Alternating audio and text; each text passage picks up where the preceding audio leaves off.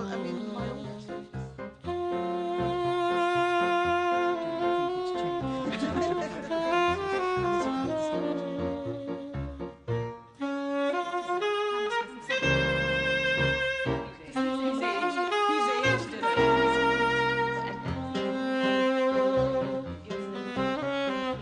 I never thought I'd become a head, but I only became a head because I saw people above me not doing it very well. And that was why I decided to become a head. That reminds me, I was sent on a Cosmos course. Do you remember those? How to do the yes. timetable up in Llandudno. And I was climbing up this big hill in Llandudno with these men, and I was listening to them, and I thought, I think I could do that. And I might even do it a little bit better. I mean, I'd only been a deputy in the school for just over 2.5 years, and my head was retiring. And I didn't feel myself ready for it. But it was actually the thing of, was this the sort of school that I would want to be a head in? And the answer to that was yes. And then after about 2-3 weeks thinking and talking to people, then I decided to go for it. So it wasn't something, and I'd never actually thought I would go for headship. I wanted to enjoy what I was doing. I mean, I didn't actually want to be a teacher, I don't think.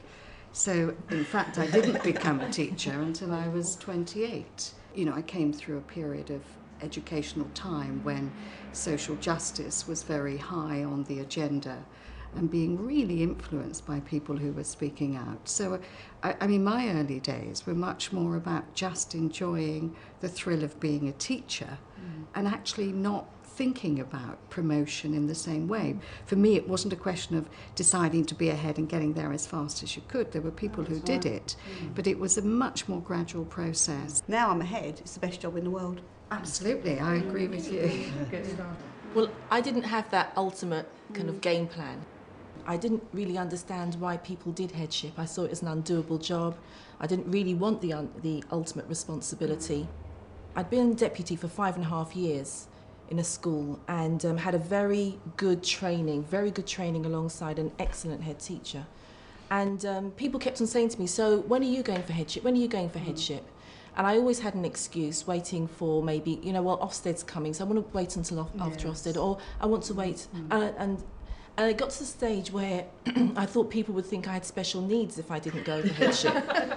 So I kind of went for a school that I knew in the area, was near to where I lived. I knew the community, I knew the deputy, and really wanted it. And I've never worked with a female head.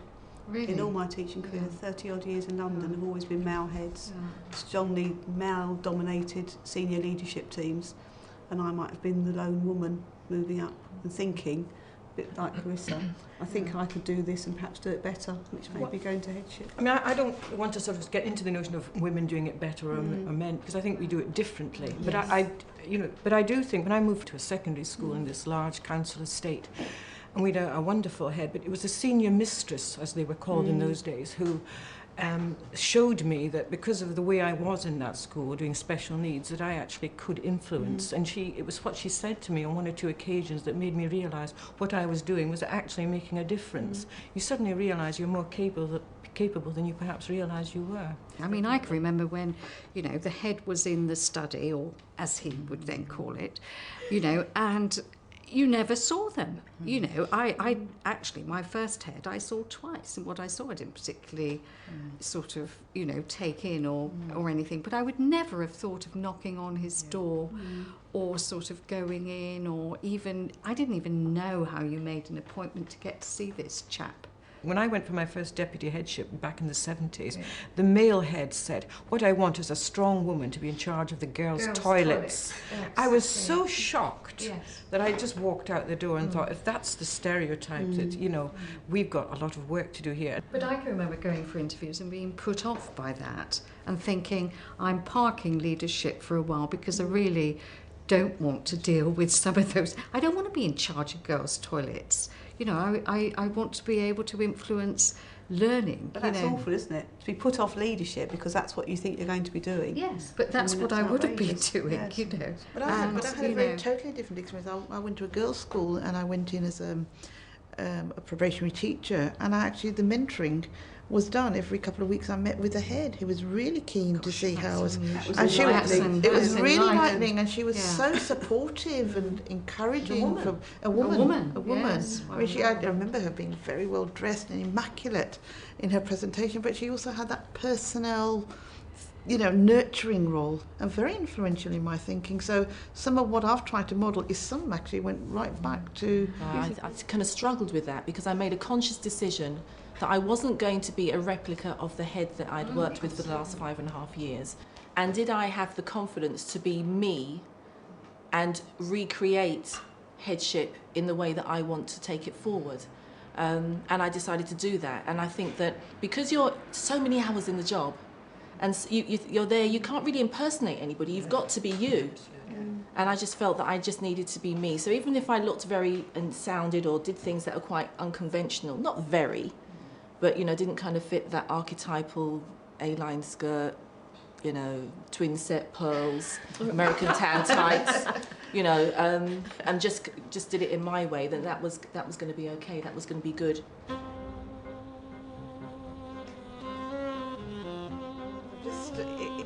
I remember waking up very early in the morning, and my husband thought, "Oh my God, I've lost a wife.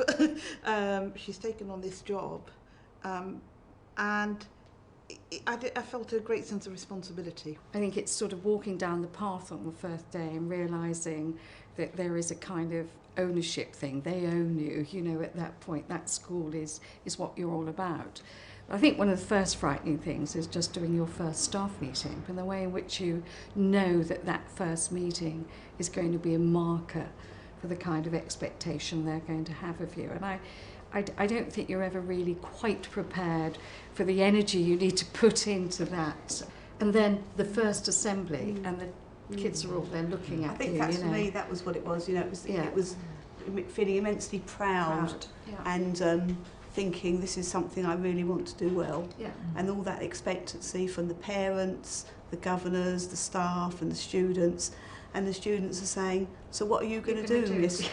I remember driving home at 10:30 at night when I just got the job and thinking, what have I done? And I was a single parent too, and I thought, I've got to make arrangements for my child, and I've got this new school I know nothing about. When I went in, I discovered a whole load of huts that no one had showed me on my first visit, and no desks, and I had to... And then I just remember that first staff meeting, and I inherited a school that was very streamed. And when I looked at the names of the classes, the bottom two classes were Neptune and Uranus, and Mercury. And I went in to the staff meeting, and I thought, right, this is the message. And I said, the first thing we're going to do is we're going to get rid of those names, and we're going to de-stream this school. But nobody, no training programme prepares you for the importance of that first meeting where you're, if you like, setting out. And it still doesn't to this day, does it? I don't think any training at the MPQH doesn't prepare you for what headship is all about. It can give you sort of a sort of very bare bones to hang things on, but it doesn't prepare you for that first staff meeting, the first assembly. Or going home and sharing, Right. My husband, my kids, how was it? All right, just sort of going back up to the bedroom, sort of screaming, I think that's sort of, the enormity of it all just suddenly hits you when you're actually doing it. It did actually physically affect me in the first few weeks and months, and I think I felt another sense of responsibility because when I was appointed, that was in 1993, I think a newspaper contacted me and said I was the first female head in the country. So that was exciting in one way, but again it added another sense of responsibility. And a huge burden. And you feel you're not only doing it for yourself, as a head, but you're doing it for other possibly Muslim women who may be coming forward, and so you've got to make it very successful. You can't be just as good as, you've got to be better. I totally understand that, can relate to that for obvious reasons. And I do feel a sense of responsibility to the community because I'm a head teacher in an area, in a borough that I grew up in. And so I've come through from primary, secondary, lived in the area. And so there are people who will sometimes say to their children, she's a head teacher, in that aspirational kind of way. So I do feel that, yes, it's higher profile. And so therefore, if you do make mistakes, they are kind of amplified. But I remember when I took over headship, I was a female head with 4 male deputies who'd all gone for the job and hadn't got it. And I went into a very difficult situation because I felt, my perception was that the male deputies were working against what I was wanting to achieve. So what I decided to do was to bypass that layer of management and to go directly to the staff and to some extent marginalise my deputies, I think, for a couple of years until they actually moved on, and that was my experience. But the first, you talked about physically affecting you in the first year or so. I think the sleep deprivation, because I would do the thing of, I'd go to sleep, be absolutely exhausted, 4:30 in the morning. So common. And So common. 50 million things going through my head. And it's some of it is absolute rubbish because you're just replaying things that you've already done. But a lot of it is strategic. That is, that's your kind of leadership team meeting, but it's all happening in your head. The biggest release for me was walking through the front door. I had a young family at that stage, and I couldn't think about school. I had to physically. Absolutely. That's right, and it was good because I had to. There was a very, there was a cut-off point for me. My children set the ground rules for my behaviour when I came home, in terms of, you are not ahead when you come through the door. That was really quite important. Don't sound like a head. Don't sound like a head. You are mummy, whatever. That's what you need to be. And that I think was really, it sort of just grounded you in a sense of reality, really. And really. I don't know whether any of us have been in the position. I was a deputy in the same school that I went as a head. And that transition is actually quite interesting because as a deputy you can be quite informal, and I'm still quite informal as a head, but you do physically have to stop yourself doing some of the things that you really enjoyed, which was sitting very informally with people, because it can be seen as favouritism and so on. So stepping back a little bit, there's a whole euphoria when I was appointed, but then the enormity of the job hits you, and then you think, well, there's certain things I can't do now. I think if you become like a martyr and say it's a lonely position, I think that's not a helpful model. No. I could not have survived, I don't know about any of you, I couldn't have survived without my team of people. And this notion that you think, I'm all alone, and the buck stops you. You needn't be alone. I mean, obviously you have to take the supreme accountability, but in fact you can share quite a lot if you're that way inclined.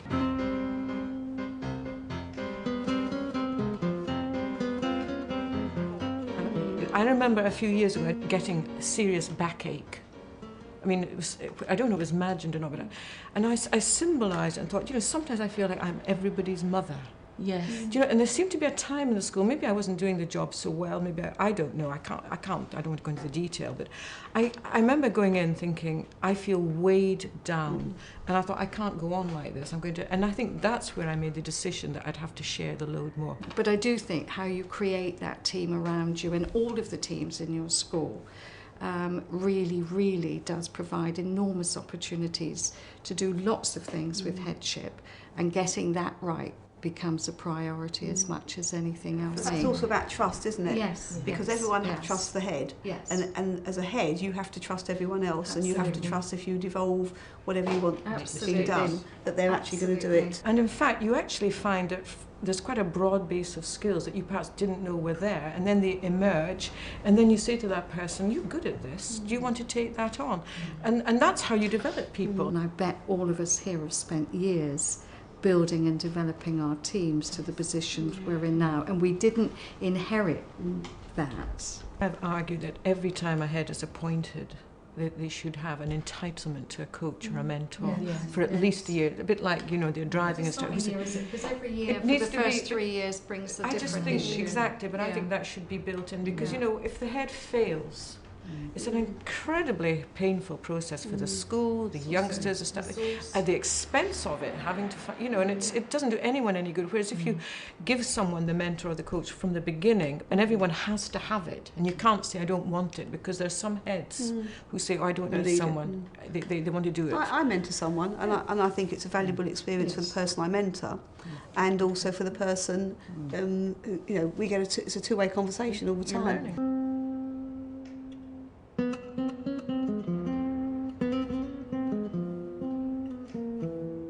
It's very, very easy, isn't it, to get into your office and put the email on and just sit there. And I have to consciously look at my diary and think, get out and walk. You have to find numerous opportunities to be available and approachable. You can't say, I'm approachable, but shut your door. Would you agree? I think you've really got to I still teach, and that's very important for me. I teach a bottom Year 10 maths group, because I think if I'm going to, we've got a lot of special needs in the school, and if I can't deliver, then I think why should I expect staff to? I think out of my 13 years of headship, I taught for 11 years, and I was very adamant. When I first started, it was really sending a very important message to staff and so on. And then to some extent, it also became a luxury to be in that classroom because there were other calls on my time. And it was something I actually felt very lost when I didn't weekly go into a classroom. But at the change of every lesson, I will come out of my office. I will be on this bridge that we've got where all the students are moving. I will have lunch every day with students. There are other ways for you to make sure that you are engaged within the school. It's been proven time and time again, isn't it, that women are very good at multitasking, and that's one of the skills that we do have. Because you can put the washing on and you can do the ironing, drink a cup of coffee and answer the phone all at the same time, and those skills you take to headship as well. You see, I think multitasking isn't just about doing things, it's also being comfortable in the roles you take on. So we become much better, it's almost like acting, but of course what you have to be is really genuine. You can't act it, you've got to believe it. Does that make sense? Most definitely, and again I made that decision that I couldn't do consecutive roles, so I can't be Karen the mother, Karen the head. I actually have to merge it all. So what's indicative of that is that my diary is not, I don't have a business diary and a personal diary. I have to merge it. Yeah, the ability to say no to things and doing things at your own pace rather than what's expected. I mean, at the moment, certainly in secondary, the actual initiative overload with the Key Stage 3 curriculum, 14 to 19, changes in GCSE, it's unbelievably complex at the moment. But to do it well, you've got to strategically plan it. So I think being able to say, okay, we're going to concentrate on this now and control things for your own self and for your own staff.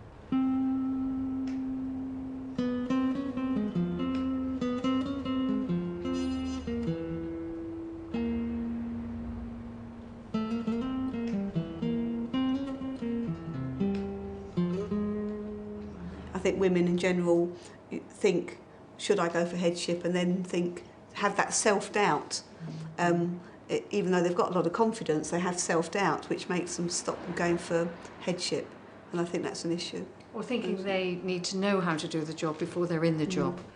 Whereas most men I work with think they'll learn on the job, or they can tell somebody else what they want done and that other person will do it. Sometimes when you go for a position of headship, or even as a teacher, parents sometimes like to see a man. Governors sometimes like to see a man in that type of position. I think they feel that there is a kind of a figurehead that a man will be able to portray that perhaps a woman wouldn't be able to portray in the same way. Particularly in tough schools. I do have to say there is, can a woman actually deal with this very tough environment? Have you been called love? Oh, I've been called lots of things. The love one does it for me. Yeah, I think during my interview, one of my governors asked me if I would be able to do the job with these nails. Yeah, entirely not relevant. I think in terms of being role models, I expect we all work 60 or 70 hours a week. Yeah. So to other female colleagues, and I have 2 female deputies, you present the role model that you do have a work-work balance and not a work-life balance because you're working so many hours. So in a sense, your younger staff, female staff, will say, well, look how hard the head works.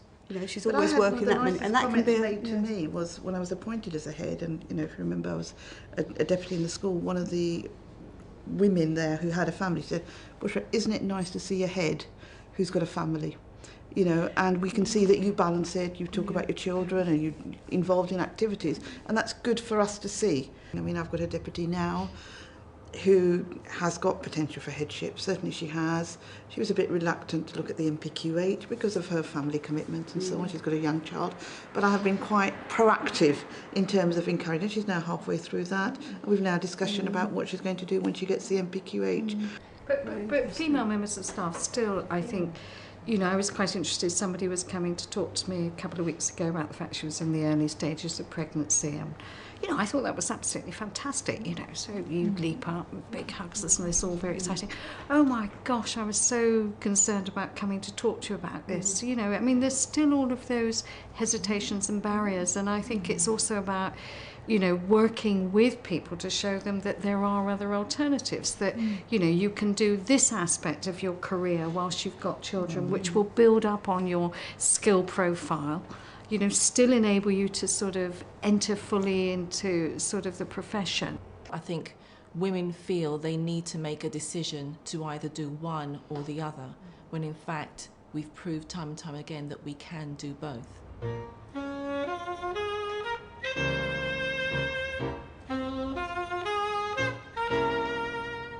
I love the role of headship.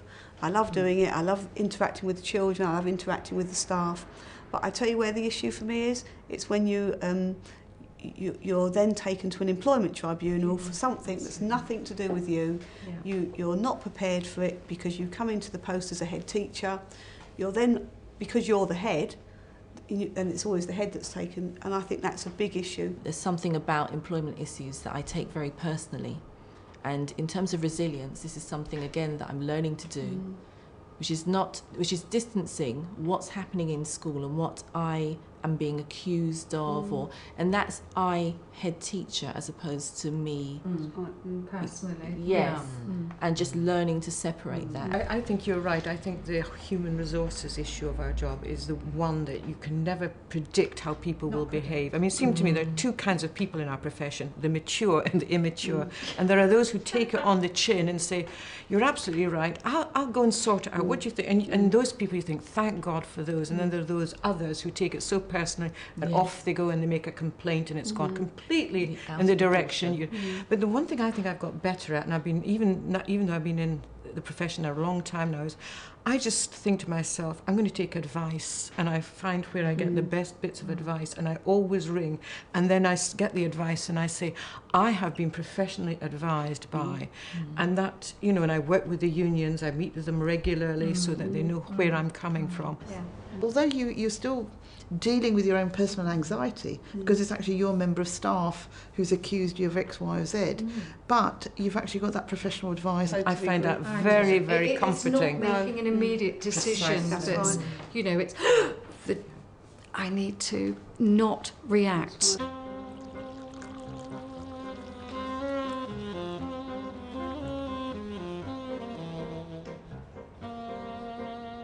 Teaching, you know, maybe doesn't compare to city salaries, but it's certainly a lot better than I can remember than it used to be. But I still think there's an issue with head teachers' pay, and particularly female head teachers' pay, and I think there's inequitability.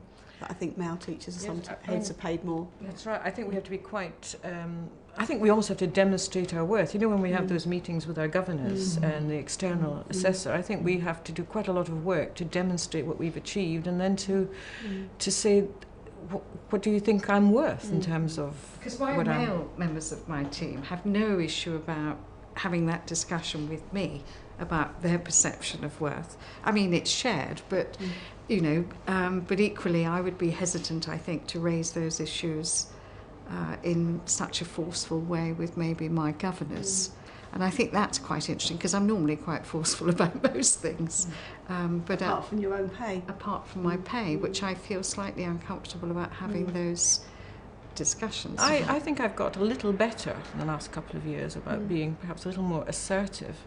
I think, I mean, I'm quite assertive, because when you're a successful female head, you then become headhunted, and then therefore you have something to go to your governors with to say, I've been offered this, will you match it? And of course, if you're a good head and they want to keep you, then they will match your salary. Retention, aren't you? Yeah. But I think there are lots of issues around female heads' pay at the moment.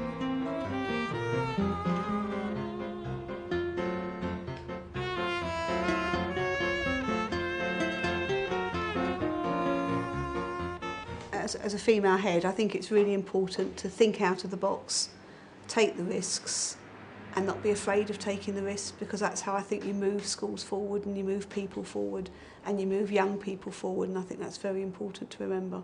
I wake up every morning, I get into the shower and I think, right, today I'll not know what's going to happen today. It's going to be an exciting day.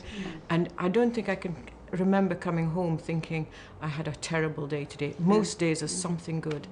It's a fantastic job. It is. I agree. And I think it's when you meet students or parents years down the line, Yeah, and you don't, come you back. know, your influence on that individual or that family, they've remembered. You haven't, because you deal with so many people, and you remember the key students and so on. But that comment, Miss, you did this in a science lesson, you made a difference in my life, or when you took me aside and you spoke to me about this, Miss, I did what you would I had advise. that last year. A boy came into the school and said, could he see myself and another member of staff, and he'd been awful at school, real terrible. And I said, and I went down to the reception. I said, well, what do you want to see? He said, Miss, I just wanted to come in and say thank you. You were right, and I should have behaved myself at school. And for that moment, it was a talking point for ages in the staff room that a boy had come into school and said thank you, because it'd been a nightmare for 5 years. And for that one moment, you just think, this is why I came into the job. Yeah. This job contributes to my life. I think it's been a privilege and a bonus. So I think it's added to my life. And I would I have to make sure that it adds to my son's life as well. I want him to get the benefits of me being a head, as opposed to it being something that's going to take away from our relationship and also from his life chances. I feel not dissimilar to yourself, less in terms of privilege, but much more at an individual, very much an intellect, you know, that I've got an enormous amount of intellectual satisfaction out of this job, which was always important to me. I think over and above that is the whole thing for me, that I'm doing something incredibly worthwhile, not in a sort of patronising sense, but in the belief that teachers, schools, education makes a huge difference in people's lives.